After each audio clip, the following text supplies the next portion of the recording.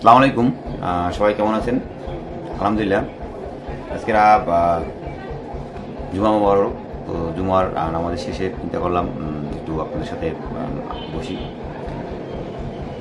আজকে বাংলাদেশের যে সার্বিক পরিস্থিতি আসলে বিগত সরকার পরিবর্তনের পর থেকে আমরা এই প্রায় 7 মাস 8 মাস আজকে এতদিনে আমরা আসলে কি পাইলাম সেই বিষয় নিয়ে দুইটা কথা বলার জন্য আসলাম। আসলে আমাদের ফিউচারটা তাহলে কী দাঁড়াইলো দেখেন। আসলে রাজনীতির বিভিন্ন সিস্টেম আছে যে আজকের যে একটা বিপ্লব বা গণঅভ্যুত্থান যেটাই বলি না কেন হয়ে গেল। তো এই গণঅভ্যুত্থানের পরে আমাদের যেটা আশা ছিল যে একটা নতুন সরকার প্রধান বা নতুন সরকার প্রধান যেভাবে দেশটাকে চালাইবে আমরা অতটা আসলে আশা করতে পারিনি। আমাদের সেই আশাটা আসলে পূরণ হয় না, এটাই সত্য। কিছু অংশ হইল, তারপর আমরা কি পুরোপুরি ব্যর্থ হয়েছি না? আসলে আমরা পুরোপুরি ব্যর্থ হই না। একটা নতুন দল বা একটা দেশ চালানোর যে একটা অভিজ্ঞতা লাগে এটা আসলে হুট করে একটা লোকের হয় না। তো আজকের মোটামুটি কাজে যে সরকার যে বর্তমান যে পরিস্থিতি আছে কিছুটা হলেও ডেভেলপ হয়েছে, এটাই সত্য কথা। তার চেয়ে বড় কথা হইলে যে এই যে বিপ্লবটা আসলে এই বিপ্লবটা কি আমাদের কি হাসিনা হটাইছি আমরা বিপ্লবে আমরা জয়ী গেছি? বিষয়টা এরকম? আসলে বিষয়টা এরকম না। এ জায়গা মূল শত্রু বা মূল যে মানে আমাদের যে মাস্টার মাইন্ড বলতে পারে যে হাসিনাকে যে চালায় বা হাসিনাদেরকে যে চালাইবে তারা, সেটা হলো যে এই ভারত বা ইন্ডিয়া। তো ভারত বা ইন্ডিয়া কি আমাদের সাথে কোনোভাবেই কি আসলে তারা কম্প্রোমাইজ করছে বা কোনো দিক দিয়ে তারা কি আমাদেরকে সম্মানিত করার কোনো চিন্তা ভাবনা তাদেরকে আছে? আসলে তো নাই, আর থাকবেও না। আমি আমার বিগত পিছনের যে এপিসোডগুলো, আমার প্রথম দিকের যে এপিসোডগুলো সেগুলো আমি ভারত নিয়ে কিছু কিছু কথা বলছি। আসলে সবসময় এক কথা বলতে ভালো লাগে না, তো তারপরও না বলি নয়। আমাদের একমাত্র শত্রু হচ্ছে ভারত, আমাদের ভূ রাজনৈতিক শত্রু হচ্ছে ভারত, এবং তাদের ওই দেশ যতদিন থাকবে তারা এটা চালাই দেবে। এটা তাদের জন্য কিন্তু এটা কিন্তু খরচ। যেমন ধরেন আমরা আমাদের দেশের জন্য জীবন দিতে পারলে নিজেদেরকে অনেক কিছু মনে করবো, বা আমাদের ধর্মীয় যেটা কথা আছে যে শহীদ মৃত্যুবরণ করে, বা তো ওরাও কিন্তু ওভাবে মনে করে। যেমন ধরেন যে ক্ষুদিরাম বসু, সেই 1905 সালে মনে হয়, মেবি হয়তো 1920 হতে পারে, ভুল হলে মাফ করবেন, কিন্তু সেই ক্ষুদিরাম বসু যে তাকে এখনো বাঙালি আসলে অনেক স্মরণ করে। কিন্তু মজার বিষয় হলে এই ক্ষুদিরাম বসু কিন্তু আসলে বাঙালির জন্য মরে না। এই ক্ষুদিরাম বসু ছিল ইন্ডিয়ান সোলজার, সে কিন্তু তার ইন্ডিয়ান ইয়ে করে, কিন্তু সে কিন্তু বাংলাদেশ নিয়ে তার কিন্তু তার অ্যালার্জি ছিল। বাংলাদেশ একটা জিনিস আর ইন্ডিয়া একটা জিনিস। হইতে পারে ভাষাভাষীতে আমাদের একরকম বা কিন্তু যেমন টাকার এপিট আর ওপিট লাইক দিস, যে নবাব সিরাজউদ্দৌলার পাশেই কিন্তু মির্জাপুর বসত বা কাছাকাছি থাকতো। তো ওই ভাষা এক হইলেই তো হবে না। ওরা হচ্ছে যে আসলে মুসলমানের শত্রু, ওরা হচ্ছে যে আমাদের দেশের শত্রু। আমি একজন মুসলমান হিসেবে আর একজন বাঙালি হিসেবে যদি বলা হয় যে তুমি কাকে তোমার শত্রু মনে করো, তাহলে আমি প্রথমে বলবো ভারতের কথা, আর দ্বিতীয়ত মনে করেন ইহুদির কথা। কারণ এরাই শেষ পর্যন্ত আমাদের শত্রু। এবং পৃথিবীর সর্বশেষ যে যুদ্ধগুলো হবে সেগুলো আসলে আওয়ামী লীগ, বিএনপি বা জামাত এইরকম যুদ্ধটা হবে না। শেষ পর্যন্ত যুদ্ধটা যে হবে ওদের সাথে আমাদের সাথে ইহুদি এবং মুসলমানের। তো বিগত দিনের ইদানিং যে মাহফিলগুলো বা এই যে আব্বাস হুজুর বা এই যে আমাদের মিজানুর রহমান আজহারি, এরকম যারা ইসলামিক স্কলার আছে, বিশেষ করে আসলে আমরা তো সাধারণ পাবলিক, আমাদের কথা তো আসলে মানুষ শুনবে না, কিন্তু এরকম যারা স্কলার আছে তাদের মাহফিলগুলো শুনলে আমরা বুঝতে পারবেন আসলে তারা কি বলতে চায়। মূলত তারা একটা কথাই বলে যে সর্বশেষ আমরা মুসলমান, আমরা সবাই এক কাতারে জানি দাঁড়াইতে পারি, আমরা জানি ইহুদির সাথে বুঝতে পারি, যে আমরা জানি আমাদের দেশমাতার দিকে যারা কুনজরে চায় বা যারা আমাদের দেশের শত্রু, যারা আমার জমির দিকে চায় কুনজরে, আমাদের তাদের সাথে প্রতিহত, তাদের সাথে যুদ্ধ করতে পারি। তারা এই একটা কথাই বলে, এবং এইটা করা আমাদের জন্য ফরজ। সো বর্তমান যে অবস্থা, আসলে আমরা যেটা দেখলাম যে মোদী সরকার আসলে আমাদের স্বাধীনতাকে কতটা রেসপেক্ট করছে, তাই সে তো আমাদের 71-এর যোদ্ধাদের খুব স্মরণ করছে। সে মনেও করে নাই যে আসলে 71-এ যে বাঙালির যে কিছু বীর সেনারা ছিল বা যাদের রক্তের বিনিময়ে দেশটা স্বাধীন হয়েছিল, সে কিন্তু আমাদের সেই বাঙালির স্বাধীনতাকে তারা একটু স্বীকার করে নাই। এবং সে আমাদের বর্তমান যে সরকার প্রধান যে ডক্টর মোহাম্মদ ইউনূস, তাকেও কিন্তু একটা শুভেচ্ছা জানায় নাই যে সে আসার পরে সে তার সাথে শুধু একের পর এক যে ততটা যুদ্ধ করার লাগছে, ভাতে মাছে পানিতে শীতে সবটাই মারার চেষ্টা করছে। কিন্তু আমাদের কপাল ভালো যে আমাদের সৌভাগ্য যে আমরা আসলে জাতির এই ক্লান্তি লগ্নে এমন একটা দেশপ্রধান পাইছে বা এমন একজন পাইছে যে যার ব্যক্তিত্ব বা যার গ্রহণযোগ্যতা সারা বিশ্বব্যাপী, এটা সবচেয়ে আমাদের জন্য সৌভাগ্যের ব্যাপার। নিঃসন্দেহে যে ডক্টর মোহাম্মদ ইউনূস আমাদের জন্য বর্তমানে একটা সৌভাগ্য।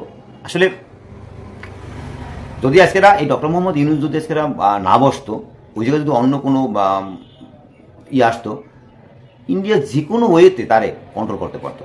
কিন্তু এখন সমস্যাটা বাজে এমন যে আসলে ডক্টর মোহাম্মদ ইউনূসের পাশে বা তার সাথে টক্কর দেওয়ার মতন ওই চাওয়ালার হইতেছে না।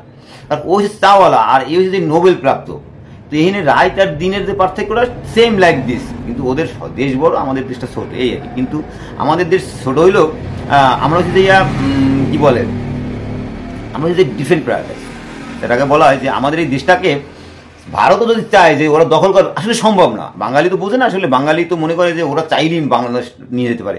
কিন্তু বাংলাদেশের যে ভৌগোলিক অবস্থার কারণে, বাংলাদেশের আবহাওয়ার বা এই কারণে বাংলাদেশটা এমন একটা ইতে যে ৭১-এ যখন ভারতের সেনারা যখন বাংলাদেশের সাহায্য করছে, তার কিছুদিন আগে ছিল যে বর্ষাকাল। তো বর্ষাকালে তখন এই যে ভারতের যে ছিল, ওনার নামটা খেয়াল নাকি নিয়েছি না, যাই হোক, তো তারা কিন্তু বাংলাদেশে ঢুকিয়া পাকিস্তানের সাথে যুদ্ধ করার মতন তখন সাহস করে না, কারণ তখন বর্ষাকাল এবং বাংলাদেশের আবহাওয়ার সাথে তারা কিন্তু ওইভাবে অ্যাডজাস্ট করতে পারে না। হইতে পারে ভারত আমাদের পার্শ্ববর্তী দেশ, কিন্তু আসলে বাংলাদেশের ব্যাপারটাই ভিন্ন আর ওদের ব্যাপারটাও ভিন্ন। তো এই কারণে আসলে ভারত চাইলেও আমাদের দেশ দখল করতে পারবে না, এটাই সত্য কথা। হয়তো কিছুটা আগাইবে, হয়তো বা দেখা গেছে একটা জেলা বা একটা থানা পর্যন্ত তারা ঢুকতে পারবে, কিন্তু এরপর কিন্তু ঢুকলেও আর বেরোতে পারবে না। আমাদের দেশটা এমন একটা কায়দা। তো এই দেশটারে দখল করতে অনেকেই চাইছে, যেমন সেই যে নামটা কি হলো, পৃথিবীর ইতিহাসে বড় বীর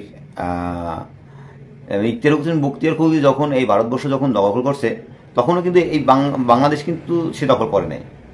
তারপরে আলেকজান্ডার দ্য গ্রেট সে যখন ভারতবর্ষে আক্রমণ করছে, সে কিন্তু বাংলাদেশে কিন্তু আক্রমণ করে নাই। তারপরে এই পাকিস্তান যখন বাংলাদেশে ঢোকে, তখন এই যে ভারত যে আমাদের যে সহযোগিতা করছে ১৩ দিনের যে সহযোগিতা, যখন দেখছে যে আমরা মোটামুটি কায়দায় বিজয় আমাদের একদম সুনিশ্চিত, যখন দেখছে ওরা পারছে, তখন তারা পাশে আসিয়া ধাপ করে ডাকাটা আটকাই দিয়া ওদেরকে বাধ্য করলো। এবং তার এই ১৩ দিনের বিনিময়ে যে আমাদের কাছ থেকে যে নিল প্রায় ৬০০ কোটি টাকার মতন প্রায় ছিল ওই পাকিস্তানের গোলা বারুদ বা এই বিস্ফোরক এগুলা, এবং প্রায় ৯৩,০০০ এর মতন সৈন্য প্লাস ভারতের পাকিস্তানের অন্যান্য বা অফিসার বা ইত্যাদি মিলেই প্রায় ৯৩,০০০ এর মতন লোক তারা জিম্মি করছে। জিম্মি করে যে ৩-৩.৫ বছর তারা তাদেরকে আটকাই রাখে তাদের স্বার্থ সিদ্ধি করছে। তো ভারতে তখন আমাদের একজন বীর সেনা ছিল মেজর জলিল, সে এগুলোর প্রতিবাদ করছিল। তো প্রতিবাদ করায় প্রায় ১৫ দিনের মতন সে গায়েব হয়ে গেছে। এই দেশের এই বাংলাদেশকে যে ভালোবাসে বা এই দেশকে নিয়ে যারাই কথা বলতে চায়, এটা গায়েব হয়ে যায় কারণটা কি? এর একটাই কারণ তারা ওই দাদারা খেয়াল করে যে কারা কি করে। যারা এই দেশের অরিজিনাল ভূ রাজনীতিটা যারা বুঝতে ফেলায়, তারাই তাদের জন্য থ্রেট হয়ে যায়, তাদেরকেই তারা খাইয়ে দেয়। এই কারণেই এই পিনিকির মতন লোক, এই বিবে বাবা আরো যারা আছে, বিভিন্ন লোক নাই হয়ে গেছে, কিছু লোক ঘুম হয়ে গেছে, কিছু তো দেখছে, এটা এমনিতে ছাড়ে নাই। আসলে আমরা তো আসলে এটা মোটামুটি কায়দায় জানি। ৭১-এর সময় যখন আমাদের দেশ স্বাধীন হয়, তখন আমাদের দেশের শিক্ষিত পার্সেন্টেজ ছিল কত, এটা আমাদের জানতে হবে। তখন আমার জানার মতো তখন 5%, ধরলাম 10% এলে, তো এই হচ্ছে আমাদের শিক্ষিত হার। আমরা আজকেরা যেরকম ইতিহাস জানতে পারি বা দেখতে পারি, আমরা বুঝতে পারি, কিন্তু আসলে ওই সময় ইচ্ছে করলে এত কিছু জানা সম্ভব ছিল না বা এত কিছু। তো এই কারণে কি হয়েছে যে আমাদের এই স্বাধীনতার যে মাইলপেসটা বা এই যে ঘুমরটা, এইটা আমাদের এই সাধারণ পাবলিক মতো আসতে আসতে অনেকটা সময় লেগে গেছে। ইন্দিরা গান্ধীর সাথে যে একটা যে চুক্তি হয়েছিল শেখ মুজিবুর রহমানের, যে ওটা কি জানি বলে ৭ দফা না কি, যাই হোক। তো ওই চুক্তিটা আসলে কি ছিল? ওই চুক্তিতে ৭ দফাই তো, ৭ দফা। তো ওটার চুক্তিতে আসলে কি ছিল? ওটাই ছিল যে আমরা একটা রাষ্ট্র গঠন করতে পারলো, আমরা একটা আর্মির ফোর্স আমরা করতে পারবো, বিভিন্ন কায়দায় এগুলোর করার ছিল। কিন্তু শেখ মুজিবের ইন্দিরা গান্ধী শুধু একটা জিনিসই ভালোবাসছিল, সেটা হলে আমি যেটা ইতিহাস ঘাটছি বা আমি যেটা দেখছি, সেটা হলে যে এই দেশটা স্বাধীন হওয়ার পর খুব তাড়াতাড়ি ইন্ডিয়ান সোলজার এই যে নিয়ে গেছিলো, এই একটা জিনিস আমাদের ওই সময় আমার দেখা এটা ভালোটাই ছিল। কারণ ওই সময় যদি ওটা না করতো তাহলে বহির্বিশ্বাস হলে আমাদেরকে স্বীকৃতি দিতেছিল না এবং কোনো অনুদান বা ত্রাণ বা এগুলো আসলে দিতেছিল না। এই কারণে বঙ্গবন্ধু রিকোয়েস্ট করার কারণে ইন্দিরা গান্ধী এটা মাইনে নিয়েছিল, এই জন্য ইন্দিরা গান্ধী একটা ধন্যবাদ দেওয়া উচিত।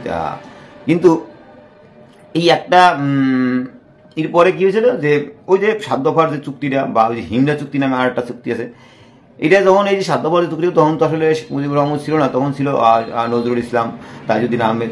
তো ইতিহাসে যেটা দেখছি যে এই নজরুল ইসলাম যে এই চুক্তিতে সাইন করার পর সে নিজে অজ্ঞান হয়ে পড়ছিল যে এটা কি করলাম।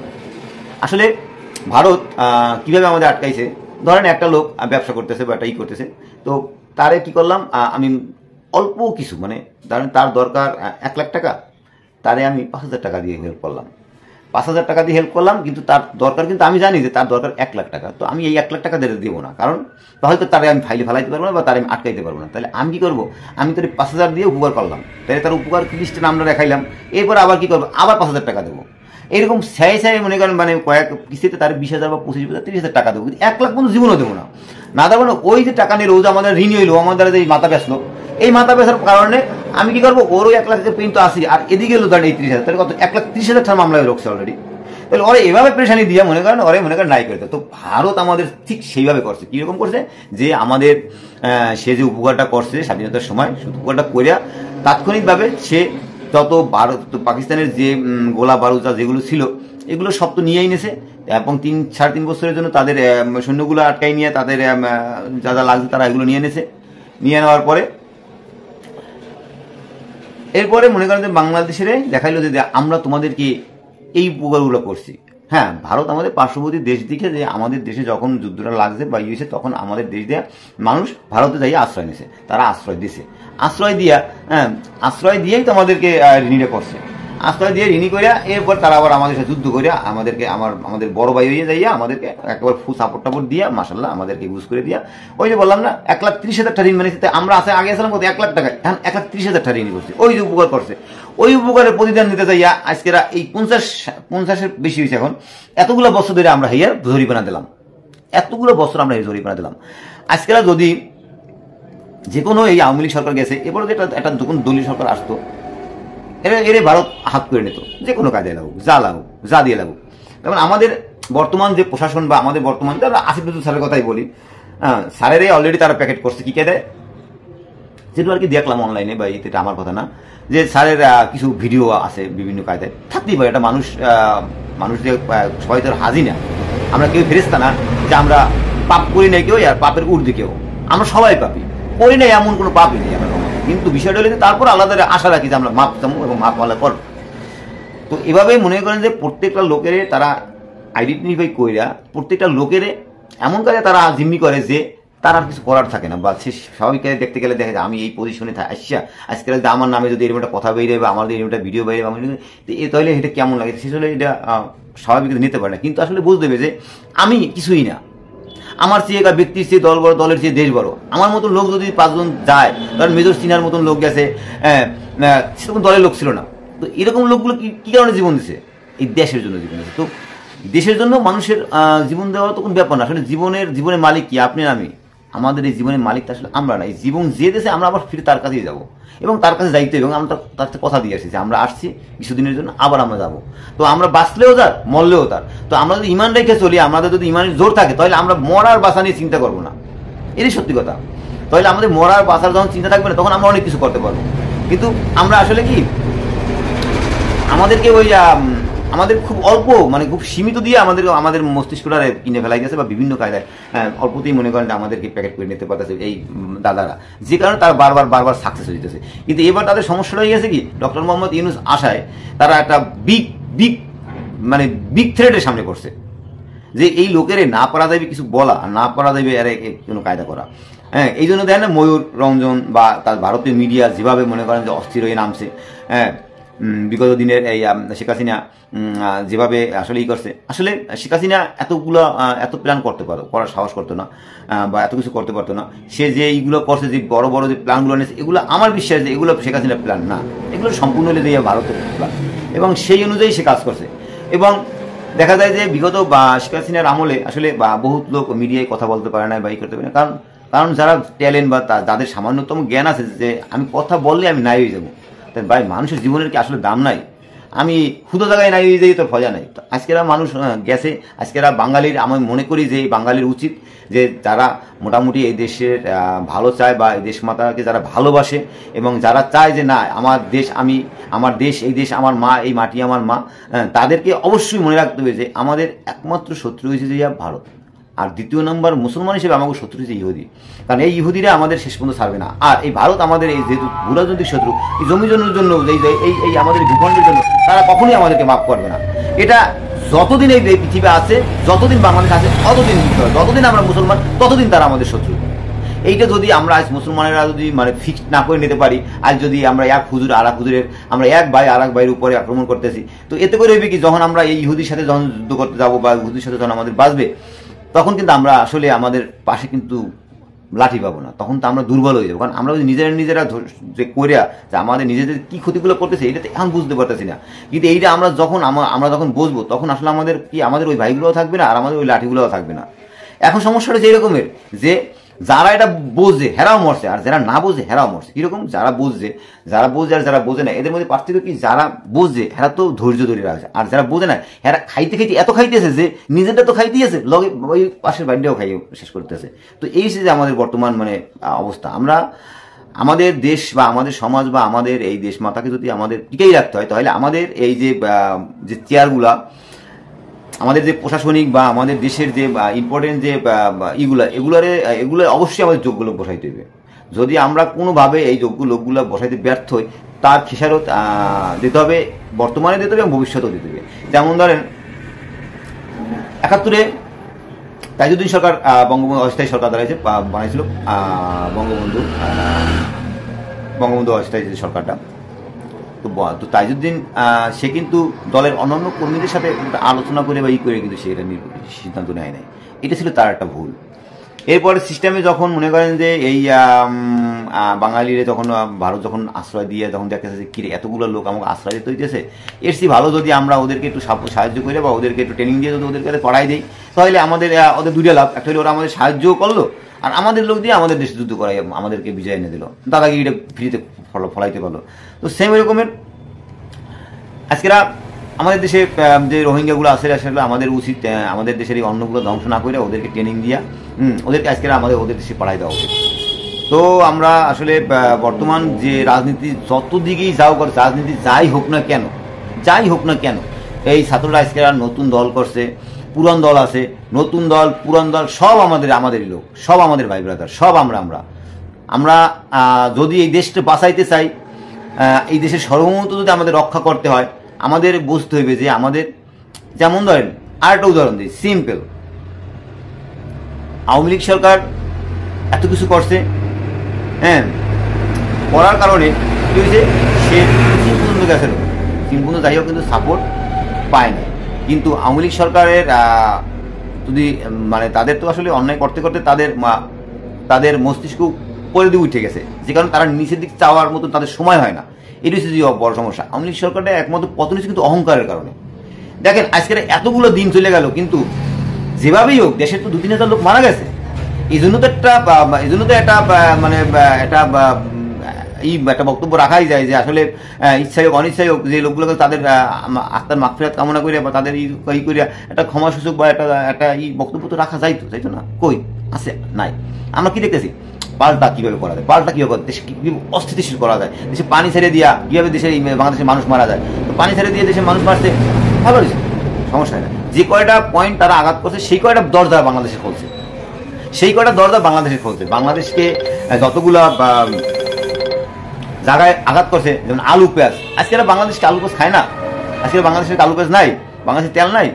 দেখেন ট্রাম্প আইলে সর্বপ্রথম ঝামেলা হওয়ার কথা ছিল বাংলাদেশের ডক্টর মোহাম্মদ ইউনূসের, কিন্তু দেখেন ডক্টর মোহাম্মদ ইউনূসের সে কি কতটা অনার করছে, যে সবচেয়ে তাদের বড় যে চুক্তিটা, তাদের যে এলএনজি চুক্তি বা গ্যাসের যে চুক্তিটা, সেটা কিন্তু সে বাংলাদেশের সাথে করছে। এবং বর্তমানে বাংলাদেশের ট্রাম্প যে পোশাকগুলো পরে সাধারণত সেগুলো কিন্তু নাম্বার 1 ব্র্যান্ডের, স্বাভাবিক দেয়, কারণ সে তো মাথা ভাঙ্গা মাথা মোটা, হ্যাঁ, সে তো পচা জিনিস পড়বে না, সেটা জানলে তো মনে করেন হ্যাঁ কপালে কি আছে তা সবাই আমরা বুঝতে পারি। তো নাম্বার 1 ব্র্যান্ডের যে পোশাকগুলো সেগুলোও কিন্তু বাংলাদেশি। তো আমরা বাংলাদেশি আসলে আমরা যে কি পারি এবং আমাদের যে কি আছে, আমরা অনেক কিছু নিজেদেরকেই নিজেরা চিনি না। কীভাবে চিনি না? আমরা সাধারণ সবাই সবসময় একজন আরেকজনের লই ব্যস্ত, কারে লইয়া বড় কেউ লই না, আমাদের পার্শ্ববর্তী কারা আছে বা আমার পাশ দিয়ে কিরা আগায় যেতে পারে বা কি ভালো কি করতেছে, আমরা শত্রু নির্বাচন করি এইভাবে। আসলে আমাদের ফলো করতে হইবে যে কারা সামনে আগাই গেছে, কারা বা কামিয়াবি বা কারা এহকাল পরকাল দুদিকে কারা একটি এই লোকগুলোর, কিন্তু আমরা সেটা না করে আমরা করি কি, আমরা ওই বা কি আগাই গেল বাড়ির পাশে আশেপাশে কারা আছে ওদের পিছনে লাগিয়ে থাকি।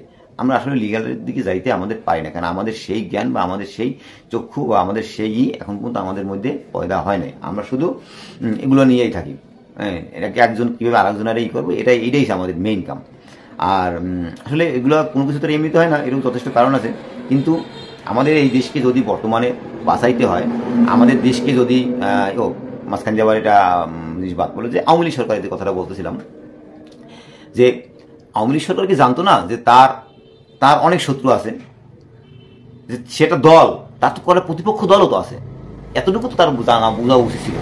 কিন্তু দেখেন সেই অহংকারে বা তার দাম্ভিকতায় এতটাই উপরে উঠে গেছে যে সে ভুলে গেছে যে তার পিছনে যে শত্রু ছিল বা আছে, যে তারা তার উপরে আক্রমণ করতে পারে বা তারা একতা হয়ে গেলে তার কি এই চিন্তাটাই তার মাথায় আসে নাই। কেন আসে নাই?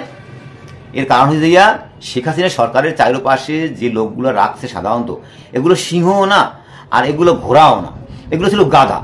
তো গাধারা শুধু চামচামি করতে পারে, গাধারা শুধু চাটতে পারে, কিন্তু গাধায় তো যুদ্ধ করতে পারে না।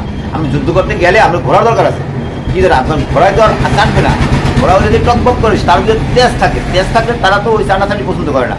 তো শেখ হাসিনা সরকারের চারপাশে চাটু করে ভরে দেয় আর তেল বাদিতে ভরে দেয়, তেলে পাশার খাইয়ে আজকে শেখ হাসিনা নাই। এই দোষটা কারে দেবে শেখ হাসিনা? সে নিজেরও দিতে পারবে না, কারণ এগুলো তার মতন বসানে, কারণ সে বঙ্গবন্ধুর কন্যা।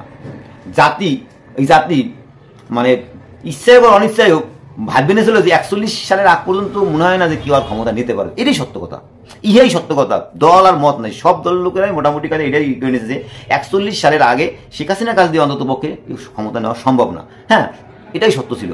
কিন্তু অহংকারের কারণে কি হইলো যে সে ভুললেই গেল যে আমাদের ক্ষমতা নেবে পর তো আছে, কিন্তু আমাদের কতগুলো বিরোধী দল আছে বা এবং আমাদের কিছু বিরোধী লোক আছে, এগুলো এরা যদি সব একই যায় তাহলে আমার তো সমস্যা হইতে পারে।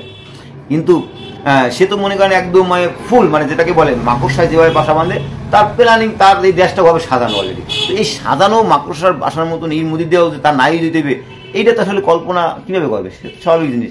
কিন্তু তার বোঝা উচিত ছিল বা দেখা উচিত ছিল ইতিহাস ঘাটটা, তার মাঝে মধ্যে ইতিহাস পড়া উচিত ছিল। আমার মনে হয় যে ইতিহাস দিয়া কিভাবে বড় বড় সাম্রাজ্য, কিভাবে বড় বড় পরিবার বা কিভাবে বড় বড় দল নাই হয়ে গেছে। বঙ্গবন্ধু যখন পতন হয়েছে তখন বঙ্গবন্ধু ফুল ক্ষমতায় ছিল। জিয়াউর রহমান যখন সে নিহত হয় বা শহীদ হয় তখন কিন্তু সে তার ফুল ক্ষমতায় ছিল। পৃথিবীর ইতিহাসে অন্যান্য বড় বড় দল বা দেশ যদি ঘাটবেন তো দেখবেন যে তারা যখন ফুল ক্ষমতায় থাকে তখনই পতন হয়। তো এই জিনিসগুলো একটু মাথায় যদি রাখতো তাহলে আমার মনে হয় না যে শেখ হাসিনার পতনটা হইতো আসলে। তো যাই হোক, এটা মানুষের চাওয়া পাওয়া ছিল, মানুষের দীর্ঘ শ্বাস ছিল, সাইদির মতন লোকের অভিশাপ ছিল, মেজর সিনহার মতন লোকের সেই পানির, মেজর সিনহার মতন লোকের সেই যে প্রদীপের যে জুলুম, 200-250 লোকের যে নিহতর যে এগুলো মানুষের এগুলোই বিভিন্নভাবে আসলে পাপ যখন পূর্ণ হয়ে যায় তখন চাইরু পাশ দিয়ে তারা আলাদাই আনে। তো শেখ হাসিনার ওই পাপগুলো বিভিন্ন কাজে জমা হয়েছে, ওই জন্যই তালা তালাতে পতন ঘটাইছে। কিন্তু সবচেয়ে বড় বিষয় রেখেছে যে এই যে 6-7টা মাসের ভিতরে তাই সে একটা দেশ নায়ক বা সে দেশ প্রধান, সে বঙ্গবন্ধুর কন্যা বলে সে নিজের অনেক করে গর্ববোধ করে। তো তার দেশ তো যখন একটা দল ক্ষমতায় থাকে তখন সেই দলীয় লোক এবং বিরোধী দলের লোক দুজনের নেত্রী কিন্তু সে নিজেই হয় যে ক্ষমতায় আসে। তো তার কিন্তু এই দুই দল নিয়েই থাকতে হয়। তো আজ যারা এই দেশের জনগণ, যে দেশের সাধারণ জনগণ, এই সাইদ আবু সাইদ বা যারা মারা গেছে, এদের নিয়ে কি সে একবার সরি বলতে পারতো না? একবার সরি বললে কি তার খুব ক্ষতি হয়ে যেত? আসলে কি তার অনেক ক্ষতি হয়ে যেত? তারা তো মানুষ ছিল, তার মানবতার দিক দিয়েও তো একটু বলা যাইতো যে তাহলে তো মানুষ মনে করতো যে না আসলে এরকম ওই রকমের। সে যখন সে পোলাপানির উপরে যখন হেলিকপ্টার উড়াইলো বা উড়াইলো তখন তার পতনটা একদম সুনিশ্চিত হয়ে গেল। আমার মনে হয় এত বড় সিদ্ধান্ত শেখ হাসিনা একলা নিতে পারছে, এটা তার ওই মুদি চাওয়ালা। আর এবার চাওয়ালা তুই যে বুঝলি না যে যাই হোক, তুমি চাওয়ালা, তুমি বুঝবা এখন। তুমি যেমন 23 দিন পরে ডক্টর মোহাম্মদ ইউনূসের শুভেচ্ছা দিয়া তুমি বুঝতে পারছো না, তুমি ওইরকম বুঝবা, সবাই বুঝবা, কিন্তু কি তোমার সময় থাকবে না। তুমি মনে করতেছো যে বাঙালি, আসলে বাঙালি তো আসলে অত শিক্ষিত না, অত এই কারণে বিভিন্ন কাজে, কিন্তু এখন দেশের আগে তো যেহেতু 5% বা 10% এরকমই ছিল, কিন্তু এখন কিন্তু সেই পার্সেন্টেজটা দাদা মোটামুটি খেতে অনেক আগাই গেছে। বাংলাদেশের লোক এখন নোবেল বিজয়ী হয়, বুঝলেন না? তো এখন বাংলাদেশের লোক যখন নোবেল বিজয়ী হয়, তখন পিছনে যারা আছে তারা হয়তো সবাই নোবেল না পাইলেও তাদের তো একটু হইলেও বুদ্ধি বিবেচনা বাড়ছে বা জ্ঞান চক্ষু খুলছে না, প্রমাণ পাইতেছেন না? দেন আজকেরা আপনাদের ভারতে আজকেরা বাঙালি যায় না, আজকেরা ক্ষতিকার হয়েছে। আজকেরা বাংলাদেশকে কেন্দ্র করে আপনারা যে হাসপাতাল বা যে এইগুলা হোটেলগুলা বা যে প্রতিষ্ঠানগুলো তৈরি করছেন, আজকের সেই প্রতিষ্ঠানগুলো কোথায়, কিভাবে আছে তারা কি ভাত খাইতে পারে? ওদের দিকে একটু খেয়াল রাখেন। ওদেরকে মাঝে মধ্যে ওই যেমন আমাদের রোজার মাসে আমাদের মসজিদে ইফতারি দেয়, তো ওদেরকে মাঝে মধ্যে ইফতারি খাওয়াইন, বুঝলেন না? একটু কাঁড়া মারা বা এগুলো খাওয়াইন। গরুর মুত, গরুর গু, এগুলো তো মনে করেন খুব ইম্পর্টেন্ট জিনিস, আমার তো এগুলো একটু দিয়ে এগুলো তো বেশি টাকা খরচ হয় না মনে করেন। আমরা তো বা আমাদের দেশে বলে না শুনছি যে যদি মেহমান যায় তাহলে বলে যে তুমি খাইয়ে আসছো না, খাইয়া না যাইয়ে খাবা। তো ওদেরকে একটু অন্তত পক্ষে গরুর মুত, গু এগুলো একটু খাওয়াই অন্তত পক্ষে, তাতে করে ওদের একটু সঠিক বুদ্ধি হয়, বুঝলেন না? বাঙালির সাথে আবার যদি লাগ দিয়ে আসেন, তাই এরপরে মাথা এবং কল্লা এই দুইটার হিসাব করে আসছেন ইনশাল্লাহ, ঠিক আছে? আপনারা মনে করেন না যে এদেশের জন্য জীবন দেওয়ার মতন লোক এখন এদেশে নাই, এটা মনে করেন না, এরকম দাদা মনে করেন না। যেমন ধরেন আপনাদের ক্ষুদিরাম বসু বা এরকমের যারা আছে তারা ভারতের জন্য ই করছে, বাংলাদেশের জন্য ই করে নাই। আপনারা মনে করতেছেন যে ইন্ডিয়াটা শুধু হিন্দুদের দেশ। দাদা এই যে মুঘল সাম্রাজ্য প্রায় 700 বছর আপনাদের এই ভারত কি করছে, তারা কি হিন্দু ছিল? তারা হিন্দু ছিল দাদা? আমি দেখেন ইতিহাস গাইটা, আরো পিছনে যান আরো দেখবেন। তারপর ইখতিয়ার হোসেন বখতিয়ার খলজি যে 17 জন লোক লইয়া আপনার ওই কি জানি নামটা তো ভুলে গেলাম, তো ওই যে দখল করছিল, তো তারা কি হিন্দু ছিল? আসলে আপনাকে খোপটা তো হইয়া নেই যে এটা ওই ইখতিয়ার হোসেন বখতিয়ার খলজি কেন ওই ভারতবর্ষ দখল করছিল। ওই দখলটা করার কারণে আপনাদের ওই মুসলমানগুলোর দেখা হইতেছে, এই কারণে আমরা আসলে মুসলমানের উপরে খুশি হইতে পারেন না। আসলে মুসলমানরা তো আপনাদের উপরে জুলুম করে নাই দাদা, করে নাই, জুলুম করে নাই। এটা দেশ ই করার ভিন্ন জিনিস, কিন্তু আসলে মুসলমান তো আপনাদের উপর জুলুম করে নাই, মুসলমানের ধর্মে সেটা নাই। তো আপনারা আমাদেরকে যেভাবে শত্রু, আমাদেরকে আপনাদের কোলের ভিতরে বসাইয়া যেভাবে আমাদেরকে চুবাইলেন দাদা, হ্যাঁ, আজকেরা আপনাদের চুবাইবে কারা? আপনাদের চুবাইনের লোক নাই, দেখেন দাদা আপনাদেরকে পাকিস্তান চুবাইছে। আপনারা তো একসময় এই পাকিস্তানকে নিয়ে আমাদের কম খেলার নাই, আমাদের সেই পশ্চিমবঙ্গটারে খাইয়ে দিলেন। হ্যাঁ, তো এই যে আমাদের কলকাতা শহরটারে আপনারা নিয়ে নিলেন দাদা ঠান্ডা মাথায়। আপনারা আমাদের তো কম ক্ষতি করেন না দাদা, আমরা আমাদের তো 13 দিন যুদ্ধ করিয়া আপনাদের যে ঋণ, আপনাদেরকে এখন তো আইন দাদা জব দেওয়া লাগে, জব দিলে এই ঋণটা ফুল ফিল দেয়, শোধ হয় আর কি। ওই যে প্রথমে একটা গল্প বলছিলাম না, কিভাবে উপকার করতে হয়, যে 1 লাখ টাকা তুমি ঋণে আছো, তোমার দিন 5,000 পুরো 30,000 টাকা, তো তোমার ঋণ তো কমবে না, বরং 1 লাখের লগে 30,000 যোগ করবে। আমরা তো আমাদের এই উপকারটা করছেন দাদা, তো আমরা এটা বুঝতে পারছি দাদা। তো এখন আপনারা সাবধান হয়ে যান, আর যদি সাবধান না হন, আপনারা যদি আরো খেলেন, কিন্তু বাংলাদেশের দিকে চোখ তুলে দাঁড়ায় না, কারণ বাঙালি কিন্তু বীরের জাতি। যত দল থাক, যত মত থাক, যত থাক, কিন্তু এই দেশের জন্য কিন্তু সবাই কিন্তু এক কাতারে দাঁড়াইবে, এটা আপনারা মাথায় রাখেন। আপনারা আমাদের দেশে আমাদের অভ্যন্তরীণ ব্যাপারগুলো আপনারা মাথা গলাইতে আসছেন না, তাহলে হয়তো আপনাদের সমস্যা হয়ে যাবে। বাঙালি যদি আসলে আপনাদের দেশ বড়, আপনাদের আছে, আপনাদের দেশটা যদি একটা মারে, হয়তো আমাদের দেশ অনেক কিছু হয়ে যেতে পারে ইত্যাদি, আমরা যদি ভয়গুলো আমাদের দেখান, আসলে আপনাদের যদি এই ক্ষমতাটা থাকতো তাহলে আপনারা এই কাজটা অনেক আগে করতেন। কারণ আপনারা ভালো করে জানেন যে আপনারা যদি একটা বোমা আমাদের উপর ফালান, তাহলে আপনার চাইরো পাই দিয়ে আপনার ওই 10 100 বোমা আপনার দিতে পড়বে। এই ডরে তো আপনি আছেন, তো ওই ডরে থাকি আপনি আমাদেরকে মরার ভয় দেখাইেন না, কারণ আমরা মুসলমান, আমরা মরলে শহীদ, বাঁচলে গাজী। আপনাদের মতন আমরা গরুর মুদ খাই না, আমরা গরুর দুধ খাই, আমরা গরুর গোস্ত খাই, আমরা ওর মাথার ব্রেন্ডাও খাই, খুব মজা। আর খুরা খাই তো আরো মজা। তো দাদা ভালো থাকবেন, সাবধান। খোদা হাফেজ, আসসালামু আলাইকুম।